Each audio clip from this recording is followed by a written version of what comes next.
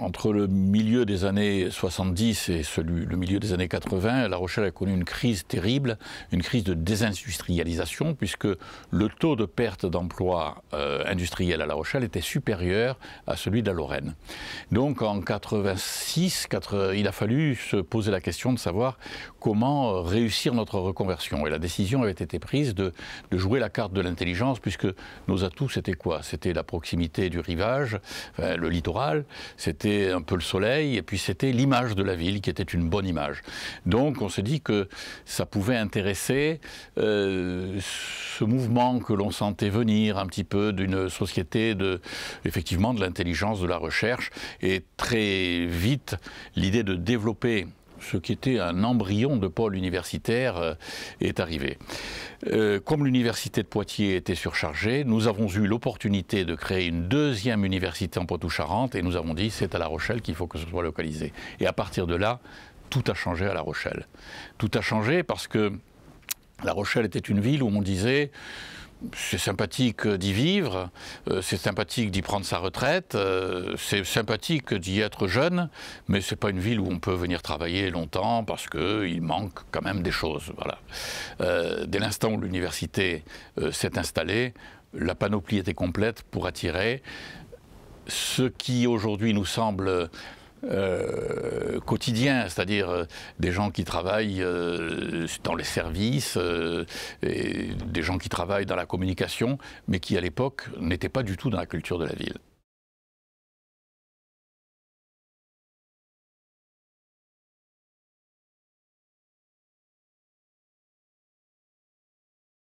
La Rochelle, effectivement, était une ville agréable, mais beaucoup de cadres, par exemple, venaient y faire leur début de carrière ou leur fin de carrière, mais n'y restaient pas au moment où ils donnaient leur plein potentiel. Pour une raison simple, c'est qu'ils pensaient à l'avenir de leurs enfants, et dès que ceux-ci arrivaient aux alentours de la troisième, ils cherchaient à muter pour une ville universitaire, de façon à ce que le cursus puisse se poursuivre simplement et harmonieusement.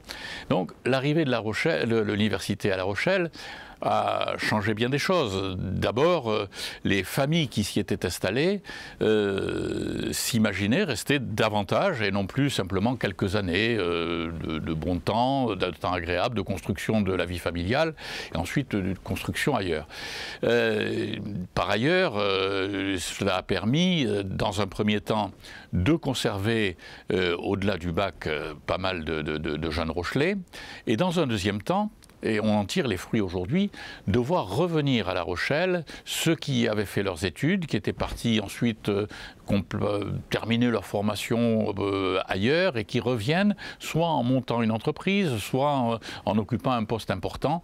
Donc la sociologie de la ville a changé et surtout on est passé d'une ville qui a conservé son industrie, hein, on y fabrique les TGV, etc., etc., mais qui a élargi son éventail de métiers, de formations et d'opportunités pour ceux qui veulent y travailler.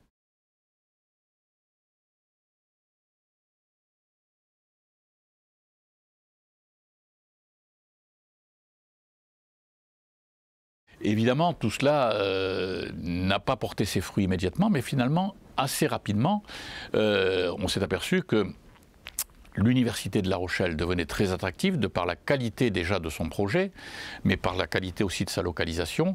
Et alors qu'on nous avait dit à une époque « Oh, jamais vous n'amènerez un agrégé à La Rochelle », on s'est aperçu que les universitaires étaient prêts à prendre ce pari d'une jeune université inventive, un peu différente des autres, un vrai pari, réussir quelque chose dans un cadre quand même un peu hors du commun, puisque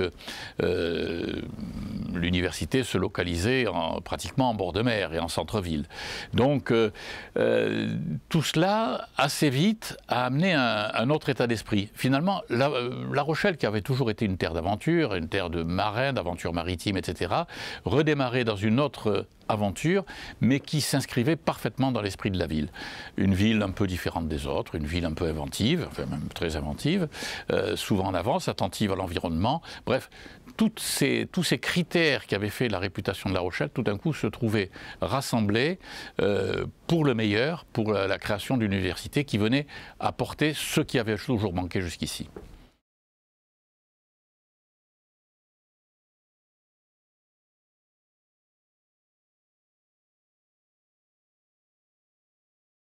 Évidemment, créer une université, ça voulait dire repenser la ville.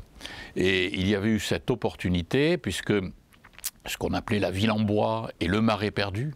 La ville en bois était une friche industrielle, une ancienne friche industrielle qui datait du temps où la pêche était extrêmement prospère à La Rochelle, puis la crise de la pêche avait fait en sorte que ces bâtiments, qui étaient les bâtiments d'armement, avaient été désaffectés. Le marais perdu, quant à lui, c'était le dépôt de l'Est, la décharge publique depuis bien des années, un demi-siècle presque. Donc, des terrains qui devenaient propriété de la ville, que la ville avait réussi à acquérir à l'État, et un nouveau projet urbain à inventer. Alors, nous n'avons pas voulu faire un campus universitaire, mais mettre vraiment l'université dans la ville, puisqu'on était en bord de mer, en centre-ville, et qu'on avait à peu près 60 hectares à bâtir. On s'est dit, on va créer un quartier de ville, un morceau de ville, qui aura un parfum universitaire. Et je crois que, sans en être tout à fait conscient, on a peut-être réussi le concept de campus à la française, c'est-à-dire que vous avez des étudiants, des industries, des médecins, des services, vous avez de tout. Il y a une mixité sociale, mais surtout une mixité d'activités, avec une très très forte présence universitaire. Et je dois dire que la perspective d'une université et la présence d'une université qui se construisait, qui se bâtissait, nous a permis de vendre ce qu'on appelait le marais perdu, ce qui n'était pas gagné d'avance, mais ça a été un moteur fantastique qui a attiré des investisseurs, qui a attiré aussi des personnes qui avaient envie de vivre à proximité dans ce quartier, dans ces nouveaux espaces qui s'ouvraient à l'urbanisation. Et nous avons veillé, alors là il y a eu une attention extrêmement importante qui a été portée à la qualité des espaces publics notamment, avec un lac qui a été créé, enfin recréé puisqu'il avait existé. Donc essayer de garder à la fois l'aspect maritime et nous avions divisé le quartier en plusieurs espaces, l'un qui était un peu plus réservé à l'habitat, mais où on retrouvait aussi du service et des locaux universitaires. Et voilà comment vous avez maintenant des étudiants qui étudient, des enseignants qui enseignent, des industriels qui fabriquent des bateaux, et tout ce monde se mélange. Et je crois que c'est un peu ça la ville, c'est la rencontre. L'université nous a beaucoup aidé à tirer ce quartier vers une urbanisation qui correspond à notre époque.